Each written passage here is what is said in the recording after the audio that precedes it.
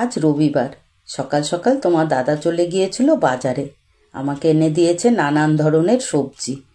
দেখি কি কি এনেছে। দেখো, এনেছে পালং শাক। শীতের দিনে সবজি যেরকম দেখতেও সুন্দর হয়, সেরকম রান্না করতেও ভালো লাগে, সেরকম খেতেও ভালো লাগে। আর নিয়ে এসছে লাউ। নানান ধরনেরই সবজি নিয়ে এসছে। আর এখানে নিয়ে এসছে ফল, আপেল, আর নিয়ে এসছে কমলা লেবু। শীতের দিনে কমলা লেবুটা খুব ভালো লাগে খেতে রোদে বসে। এদিকে নিয়ে এসছে নানান ধরনের সবজি। সবজি খেতে আমরা খুব ভালোবাসি, সকলেই সবজি খেতে ভালোবাসে, কিন্তু রবিবারের দিনটা মনে হয় যুদ্ধ করি। এই যে বাজার নিয়ে এসছে, এখন বাজার গোছাবো, রান্না করব।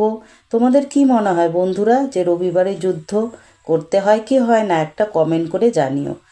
আর এই বাজারগুলো সপ্তাহে এই ধরো 2 দিন 3 দিন যাবে, তারপরে আরেক দিন দাদা বাজার করে এনে দেয়। সপ্তাহে আমাদের 2 দিন বাজার হয়। খুব বেশি দিন বাজার করার সময় পায় না, কেন দাদা তো সকালে আবার দোকানে চলে যায়। আমি দুপুরে রান্নাবাড়ি করে খাওয়া দাওয়া করে তারপরে দুপুরে দোকানে যাই, তারপর দাদা বাড়ি চলে আসে।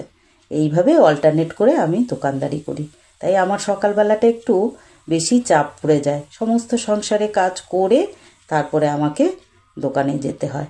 দেখো, নানান ধরনের সবজি এনে দিয়েছে। আমার ভিডিওগুলো যদি তোমাদের ভালো লেগে থাকে তাহলে একটা লাইক, কমেন্ট, শেয়ার করে দিও।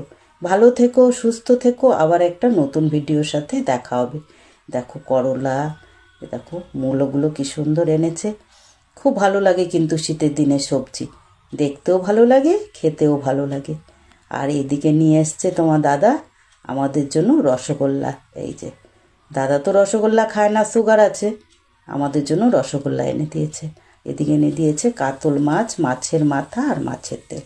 তাহলে চলো বন্ধুরা, আমি রান্নাবাড়ি সেরে নিই। আজকের মতন টাটা, আবার দেখা হবে।